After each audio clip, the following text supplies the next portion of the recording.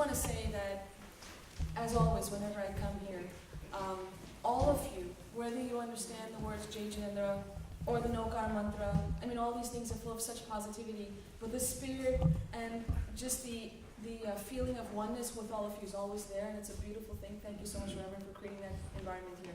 So, I'm going to be talking about, well, you'll listen to what I'm going to say, and I guess you'll figure it out. So, Om, good morning, and Jai Jinendra.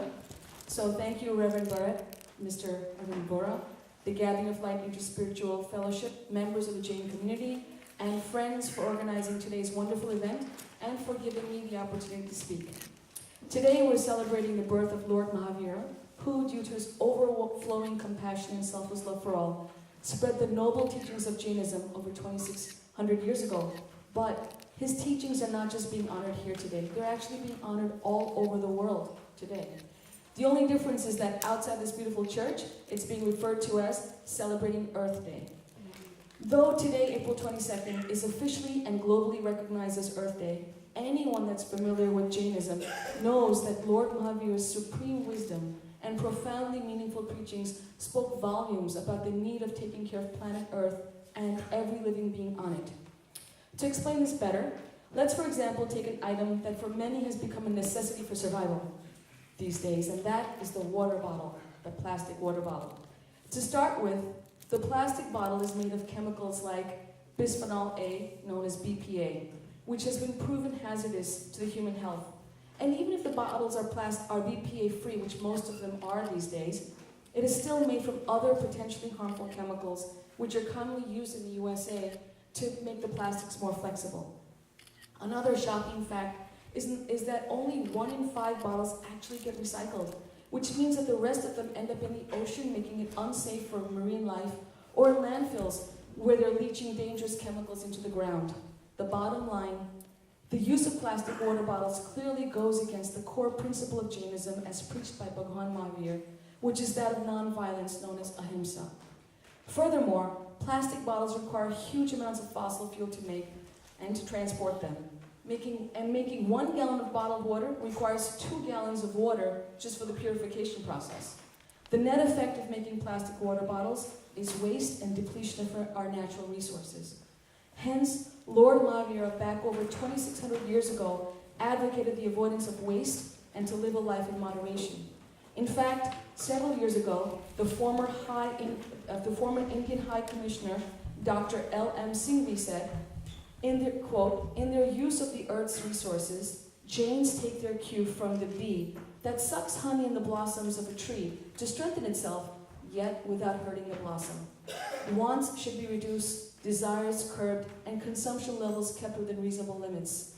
Using any resource beyond one's needs and misuse of any part of nature is considered a form of theft. Indeed, the Jain faith goes one radical step further and declares unequivocally that waste and creating pollution are acts of violence, end quote. In short, Lord Mahavira was already preaching these eco-friendly tenets of Jainism, which today's environmentalists now refer to as reduce, reuse, and recycle.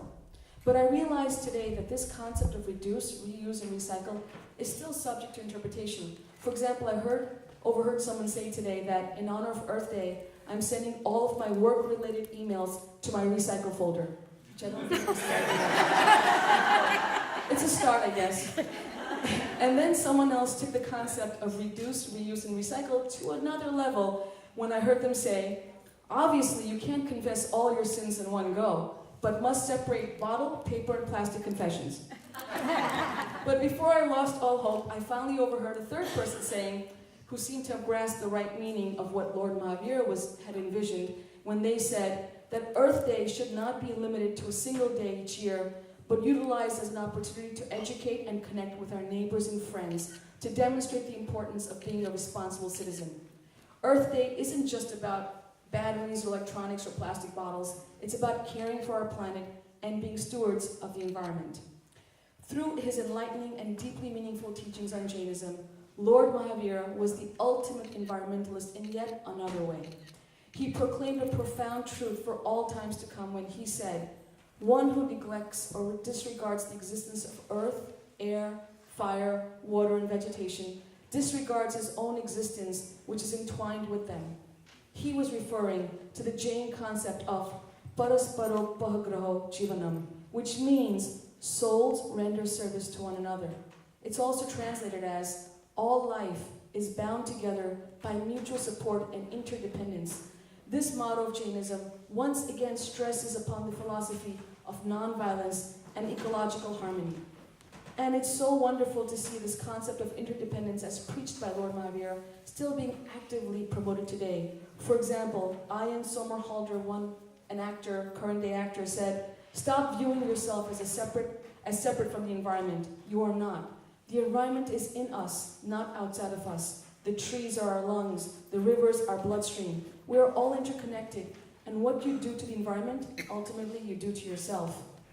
And a great American author, environmental philosopher, John Muir said, "When one tugs at a single thing in nature, he finds it attached to the rest of the world." In other words, as Lord Mahaveer had proclaimed 2,600 years ago, we're all interconnected. We're responsible for taking care of one another, as well as taking care of our planet. Lastly, Lord Mahaveer promoted samyakta, or equanimity, which was a natural consequence of nonviolence and the recognition of universal interdependence. This benevolent principle encourages an attitude of give and take, and of live and let live.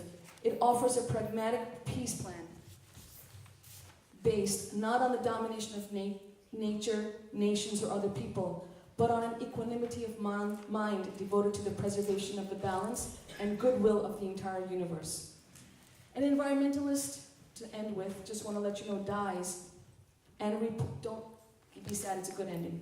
An environmentalist dies and reports to the pearly gates. So St. Peter checks his list and says, "Sorry, it seems like you're in the wrong place."